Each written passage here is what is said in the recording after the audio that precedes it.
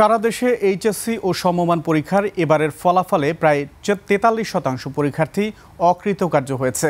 ২ দশকে সবচেয়ে কম গড় পাশের হার ৫৭.১২%। কমেছে জিপিএ ৫ পাওয়া শিক্ষার্থীর সংখ্যাও। প্রতিনিধিদের সহায়তায় ডেস্ক রিপোর্ট।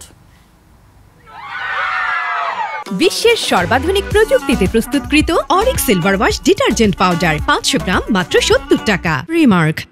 এই উল্লাস গৌরবময় অর্জনের, তবে এবারের উল্লাস যেন অনেকটা ফিকে।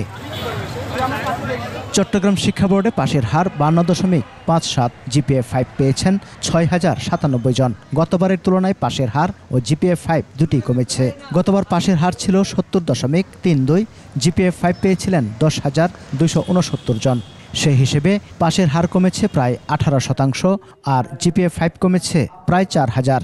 ছাত্রের পাশের হার ৪৮.৯৫% এবং ছাত্রীর পাশের হার ৫৫.৪৯%। 0% পাশের হারের সংখ্যা প্রতিষ্ঠানের সংখ্যা ৫টি। সেই ৫টি তাও ব্যাখ্যা দিই, সেই 5টি প্রতিষ্ঠানের কোনোটার ছাত্র সংখ্যা 2 জন, কোনোটার ছাত্র সংখ্যা 1 জন। আর শতভাগ পাশ করা প্রতিষ্ঠানের সংখ্যা 8টি। ময়মনসিংহ মাধ্যমিক ও উচ্চ মাধ্যমিক শিক্ষা বোর্ডের এইচএসসি পরীক্ষায় পাশের হার ৫১.৫৪%। পাশের দিক থেকে মেয়েরা এগিয়ে। শিক্ষা বোর্ড থেকে মোট পরীক্ষায় অংশ নিয়েছিল ৭৫,৮৫৫ জন। এর মধ্যে পাশ করেছে ৩৯,০৯৬ জন। কুমিল্লা শিক্ষা বোর্ডে পাশের হার ৪৮.৮৬%। জিপিএ ৫ এবং পাশের হারে ছেলেদের চেয়ে এগিয়ে মেয়েরা।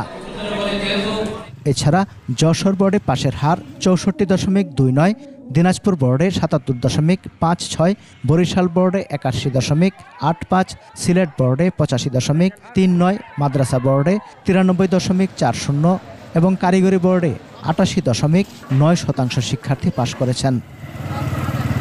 সমার ইসলাম, ২১ টেলিভিশন।